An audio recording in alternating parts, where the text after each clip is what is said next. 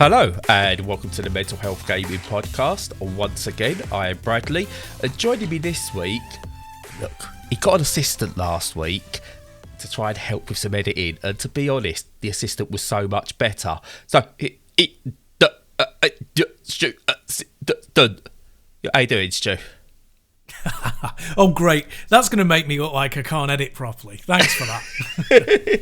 Right, just for clarification. Yeah, but even that was better than the robot assistant last week. Yeah, So Stu got a bit of software that supposedly gets rid of some of the ers and ums, but I broke it with just the way I talk. So we decided, we're not going to do that this week. We'll just let Stu go for it himself.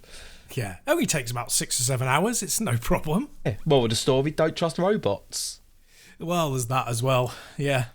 Thanks for the articulation lessons, by the way, Stu. I really appreciate it. I mean, it's totally unneeded and had nothing to do with anything, but there you go.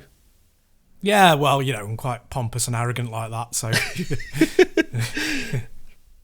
But yeah, no, hopefully this week's recording sounds a lot better for everyone. Well, bar the fact I'll be talking, but, you know. Yeah, and me. Yeah. Do you know what else we should talk about? What should we talk about? Let's talk about politics. No, let's talk video games. Probably for the best. Yes. For obvious reasons that will become clear if you listen to an upcoming special we have. I've only played 2 games this week. But as usual, do you want me to go first or do you want to go first? How many you got? You go first, because I've not got much this week. Oh, okay. You've been busy. Nope. I've been lazy.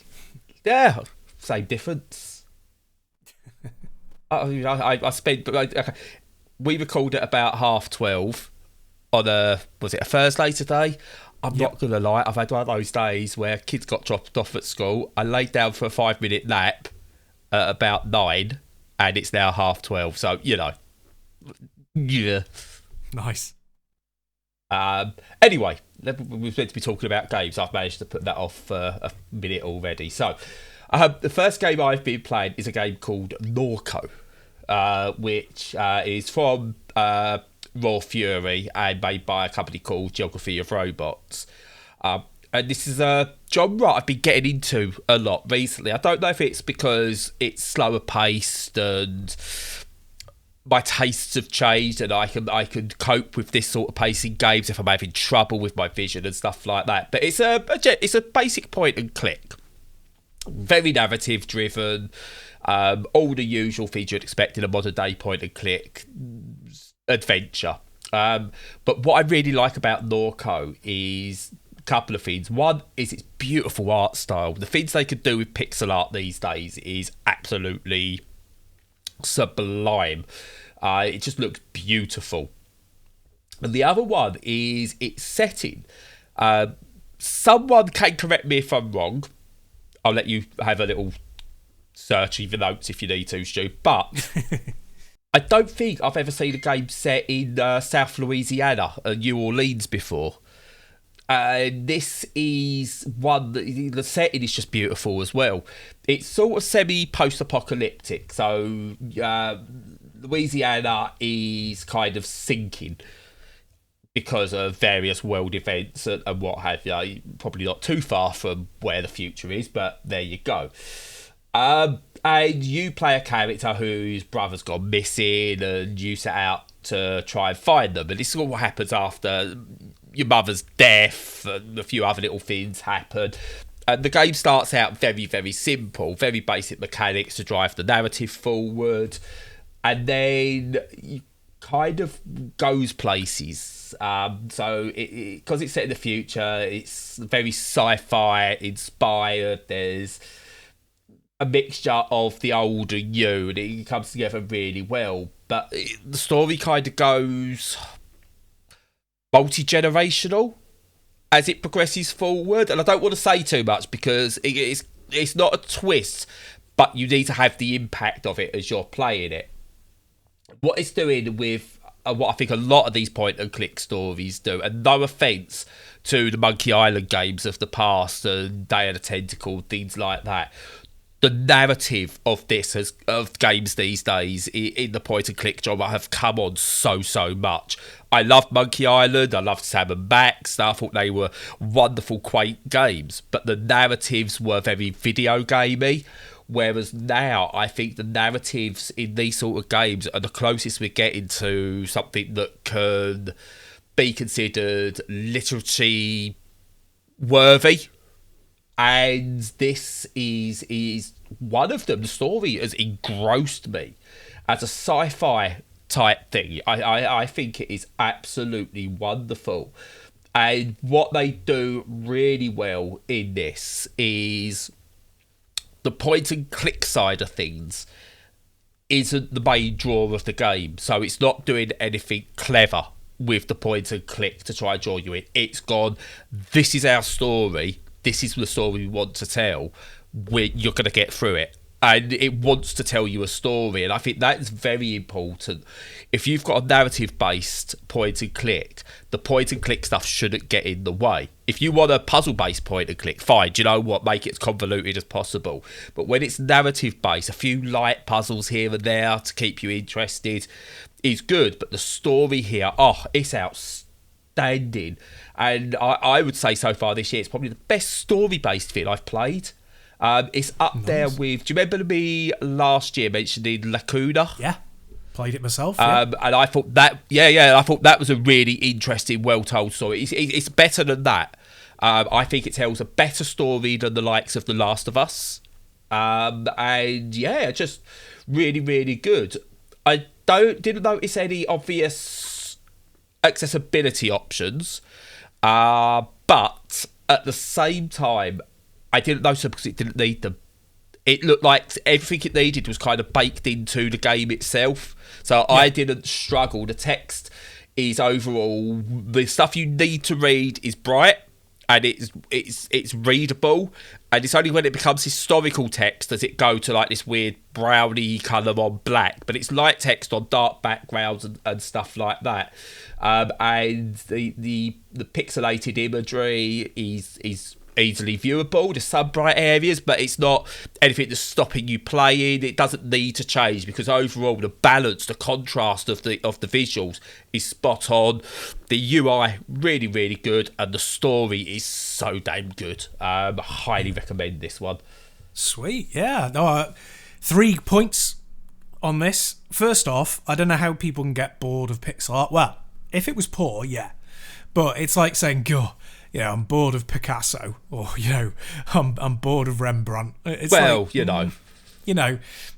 because if you don't like that style, you don't like it. But I don't know how you can get bored of something that you do like when it's done with such skill, Yeah. And most of these releases have got really fantastic pixel art. If you don't like that style, fine. If you do like that style, then this looks like a particularly good one.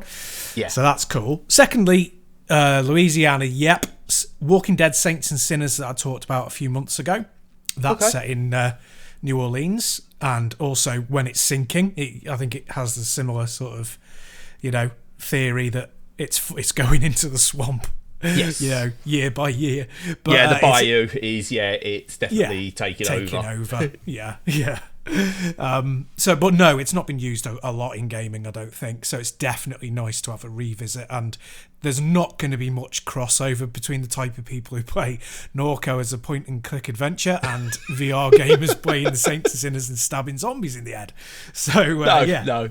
I don't think it's oversaturated. And my third point is that if anyone ever needs a good argument for why Twitch is great, beyond the classic, well, why would you want to watch people play when you could play yourself? It's like, well, why do you watch footy? Also, you could apply that to Norco. I really like the look of this, but I would never really play it because they're not my type of games. But I would very happily either watch somebody else play it or watch a playback of it because it's fascinating to me. And I think that's a really good way to spend my time. I probably took myself in bed tonight and stick on a full playthrough of this and just start watching it in chunks. Yeah, no, you totally can. You're right with point and click. I've done that with a couple where I think I can't get on with the gameplay. There's been a couple in the past I cannot get on with the gameplay at all, and I watch it on Twitch. or a YouTube playthrough or whatever. And yeah, it is like, I suppose, an audio book or a movie in that way. Just someone else is playing it for you. You could go and make the movie yourself or write the book yourself, but at the same time, there's options for you to do it in other ways. And yeah, it's really, really good. Honestly, I don't know how many hours this is because I do not play these games like they should be played, so to speak. So I pick it up, I'll play it for 5 minutes, pop it down, do something, pick it up again, maybe another 5-10 minutes. So what might take someone half an hour could take me a good day to play, or I can then barge through 3 hours in one sitting. So I played this over the course of a week. Don't know how many hours I spent on it. Yeah, and it's important, I think, to know how long these things take. I constantly use howlongtobeat.com. Yeah. Because it really, really impacts my decision-making process. And obviously it's not going to on an arcade game. So, like, Ninja Saviors that I played not long ago, it's an arcade game. I'm not going to worry about whether it's 2 hours or 5 hours. But when I played that Monster Hunter Stories 2... Before I bought it, I checked that it wasn't going to be 100 hours just to do the story. And it said it was 25, 30 hours. I was like, oh, yeah, no, that's great. It's like once it starts getting over 50, that becomes a bit of a problem. So, yeah, no, I constantly do that, and I totally understand. It totally informs my buying choice. Yeah, so, I mean, obviously, I had my notes written down. I haven't just gone to the site just to double check.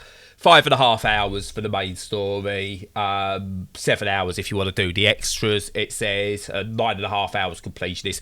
Not gonna lie, I only did the main story. I generally don't, with story games, go and do all the extras because I just this is my path, and that's what I want that experience to be. And that sounds about right. Across a week, about an hour a day in total of actually playing. I'd say it probably took me 6 or so hours of actual main story because I don't play fast anyway.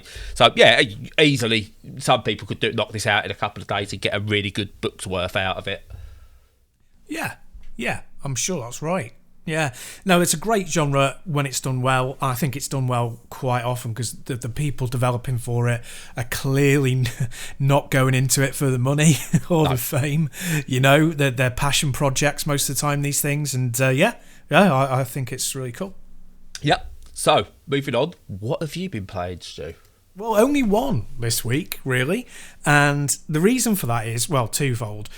One is, kind of a lack of time. Two, I kind of wanted to have as few screens as possible over the weekend because what happened was, I've been unwell and my wife's been unwell, and we were frustrated and bored out of our minds because of not being able to go to all the places we wanted to go. And obviously you got to prepare to resurrect on the Sunday. Yeah, well, absolutely. Yeah. Roll away the stone and all that caper. Yeah. But, so I wanted to force myself to do some other stuff, so I didn't play games as much as I normally would and did other things. But yesterday I was like, I really want to have a Switch game. I really want to have a sit down and play something on Switch so I can just play it. And I had a look through what was on sale because I'm cheap. And what I found, well, first off, I found lots of the Doom, lots of the games for $1.99 on sale, and I was like, that's really good. That's original Doom, I assume. Yeah, well, yeah, and more. Well, not at the $1.99 price point, but yeah. And I was like, I really fancy one of these. I'm going to look through and see which one I'm definitely going to pull the trigger on. Shall I go back to playing the originals again? I've never played Doom 64. Shall I give that a whirl? Is 2016 version cheap enough to play to see what it's like technically? Blah, blah, blah, blah, blah. Anyway, kept scrolling through and found the Doom Slayers collection for $23.99. I already had £3 or £4 kind of banked on, Nintendo. And so I was like £20 for Doom 1, Doom 2, Doom 3, Doom 64 and Doom 2016. And I was just like, whoa, yeah, I am totally having that. So that's what I bought. And I've been playing the first game and already put, 3 or 4 hours into it so far. It's just so good. The game just doesn't age. it just doesn't. Especially now that it's got widescreen, it's clearly filtered. It's got, the controls are mapped so that it's strafe rather than turn as an automatic, and you can switch them back to the original if you want. But, and the gameplay itself is just timeless. It's I've very, very rarely, and possibly never, come across a game series that has that sort of pace. Has a pace of an arcade shooter done as an FPS.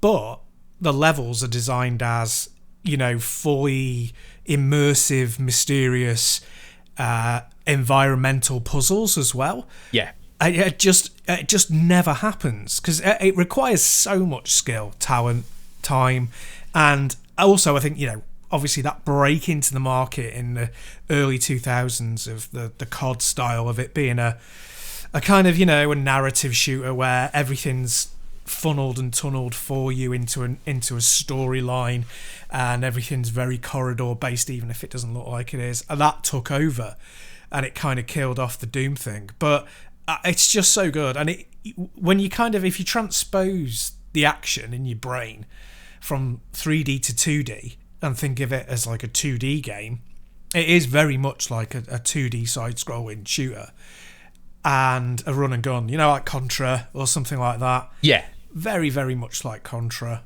and its ilk. And that's what I wanted at the time, and apparently still do now. And I think they moved it on brilliantly with Doom 2016 as well, so I'm looking forward to seeing how the Switch copes with it.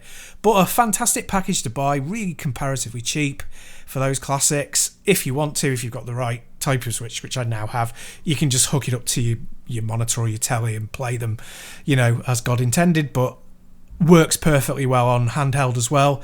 Just a brilliant package to have bought, really.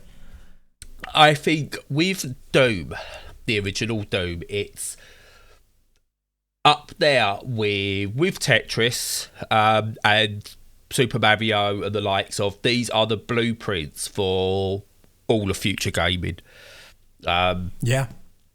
Doom is special. I love the idea. People have tried to get Doom to run on everything from calculators to toasters and what have you. I think it's an absolute piece of genius, coding that it can be done and be playable on the most bizarre of things.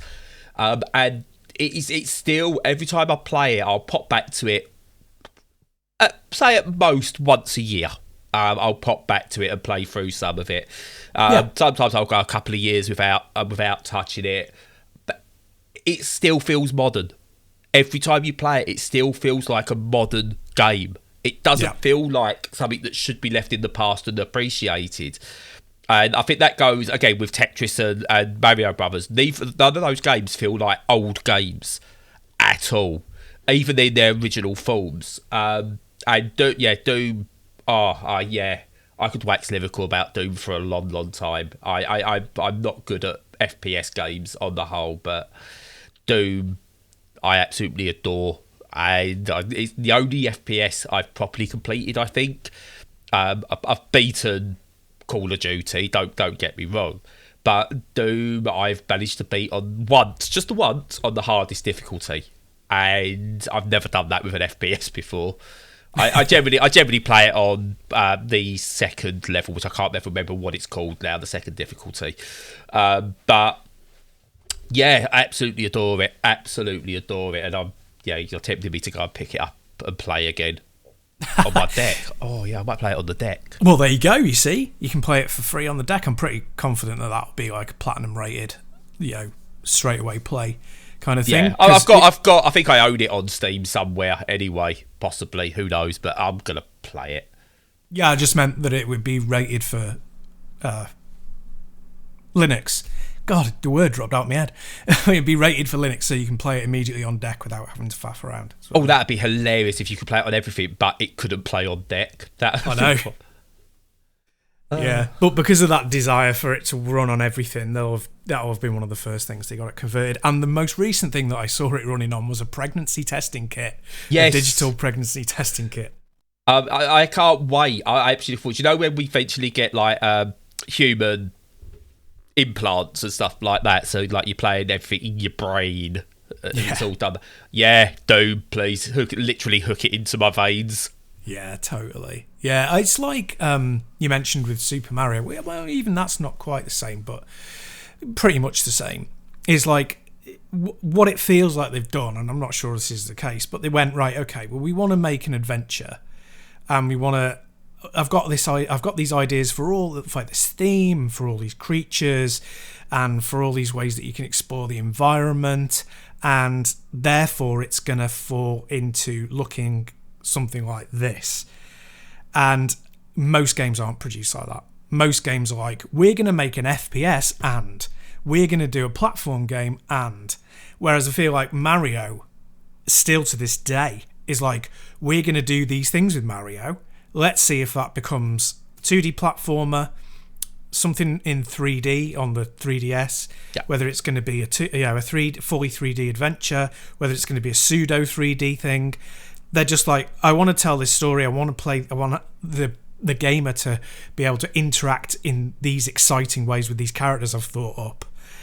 This is how it'll end up being, and then they'll iterate on that, and it will become this thing that's just genius. And I think that some of the really outstanding games throughout time just have done that. Like, Resident Evil, it's kind of like we want the fixed camera thing because it's just scary, and Devil May Cry because we want, again, slightly fixed cameras with some not. We want to have an action adventure where you can see all around you, and it's one of those games that it's just defines the way things play without fitting into a pre-existing template. Yeah, no, definitely. And completely unlike us, I'm just going to quickly make a quick aside. With regards to Mario, this might be somewhat controversial, but it is obviously one of my favourite games. It's nigh on flawless, but it is responsible for one of my biggest pet hates in video games. And that is the hanging blocks of nothingness that are just in midair with no reason to be there. Yeah. And that's carried through to even most modern day platformers. It's we need to get over to this bit, and we can't think of something we can actually decide a block will do. Yeah. No.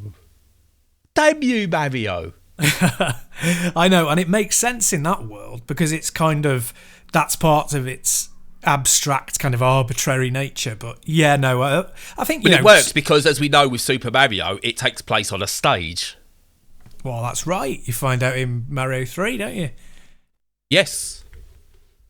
So you do. So that does make sense. Sorry, my kitten's attacking my headset. There we go. Oh, such a cute kitten.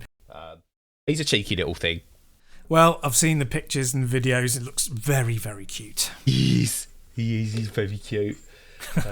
And you'll be if you don't like cats, then probably unsubscribe. No, don't unsubscribe from our Twitter, obviously. Please don't. But there will be probably plenty of videos and pictures of him as we go. Excellent. So what's up next from you then? Oh yeah, video games. So I've not really got a game of the week this week because both games I've played I've really, really enjoyed. Which is, so don't need to do the little stinger this week. I know you spent ages making that. I'm really tempted to make one now that says not the game of the week or close to being the game of the week or something like that. Well, they both are. There you go. They're both my game of the week. Awesome. So the other one I've been playing it's a bog standard action roguelite, and it's called Ember Knights. It's in early access on Steam at the moment. And basically you play a character who is like this called, I don't know if it's called Ember Knight or whatever, basically it's this like spark type thing, this flame, and you have to go and save the world against a sorcerer, like this evil sorcerer thing called Praxis. And there's loads of enemies. You go through various different rooms, a la Hades and games like that. It's perfectly serviceable. If you don't like roguelites, you're not going to find anything in this. If you do like them, you'll enjoy it. It's by the numbers on the whole. It definitely does that thing of the first few rounds you play, you'll last a couple of minutes, you'll die, you'll get some resources, you can level up, you suddenly get a bit better, you go further. and it develops you that way. It lacks the charm of Hades. I sound like I really don't like this game, but I do.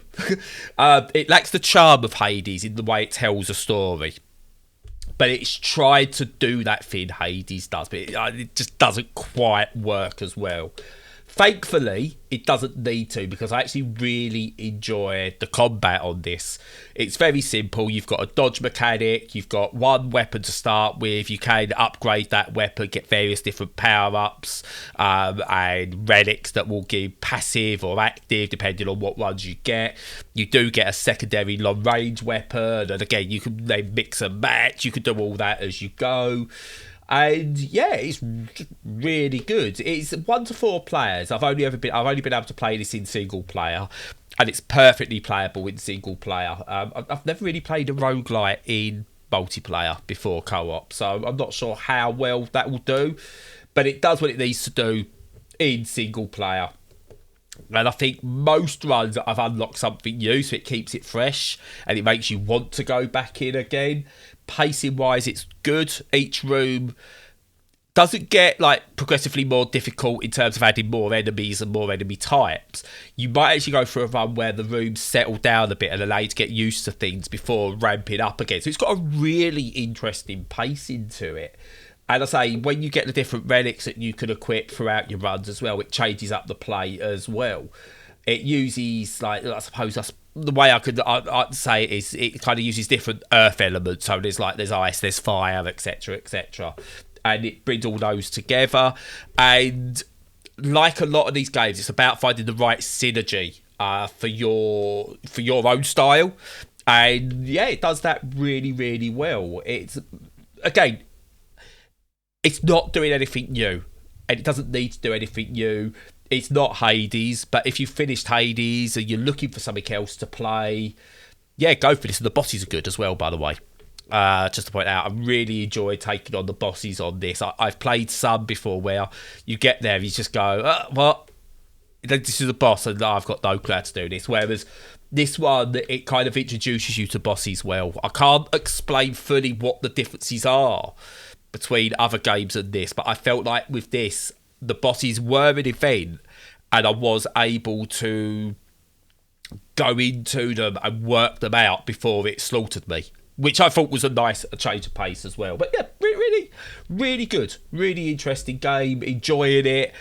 Stuck a good few hours on it. Again, on the Steam Deck, it's one of those. It's not officially supported yet, probably because it's early access or anything, but plays perfectly well, and it's a great one to pick up, pop on, play for 10 minutes, and then put it down. I think it took about a minute from booting the game up to starting a run. So, ideal pick up and play stuff. And we can do that on a PC now.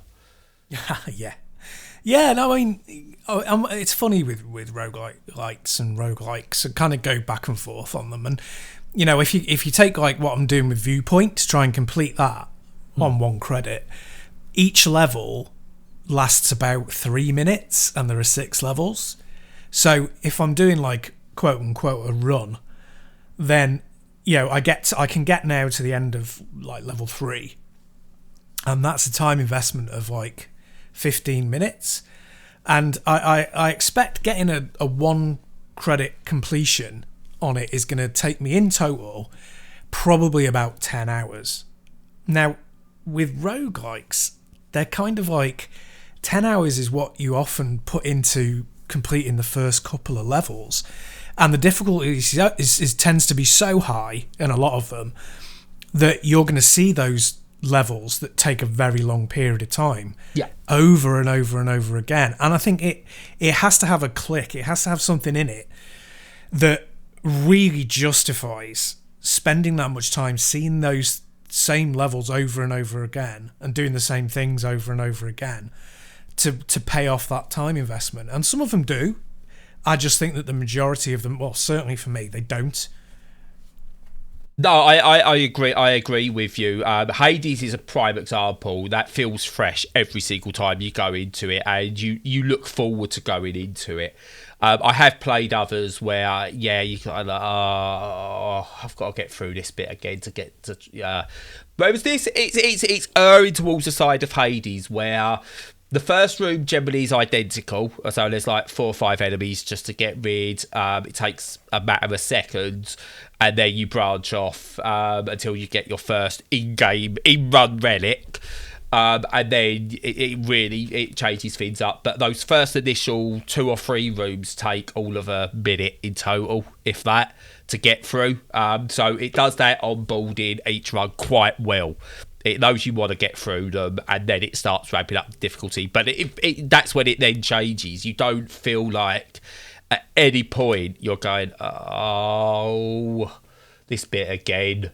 And I think that, as you mentioned, that's the important thing with a roguelite, that it does that.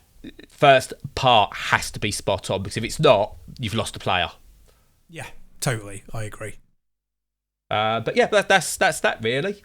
Not been playing much else that's new anyway. And if you want to find out what I'm talking about, I'm going to shut up now, and you will find out in another episode. Indeed. Very cool. So yeah, I mean, apart from that, I've been doing a load of modding this week, and that takes up an awful lot of time. It's really worthwhile, but I was also trying to do a fix, and I thought I'd done the fix, and the fix didn't stick, so it was a not stick fix, so it's still bust. And that's for a Neo Geo, which it's quite an expensive machine, so yes, that's frustrating. I'm waiting some parts to arrive so I can finally get it properly fixed up. But these things take time. You have to be patient, which is why I don't do it. No, a lot of people don't. Which is fair enough. Anyway, apart from that, look forward to the special that we're going to do. Look out for that one. That'll be up soon as well. But in the meantime, follow us on all the socials. Join us on Discord if you want to chat about anything.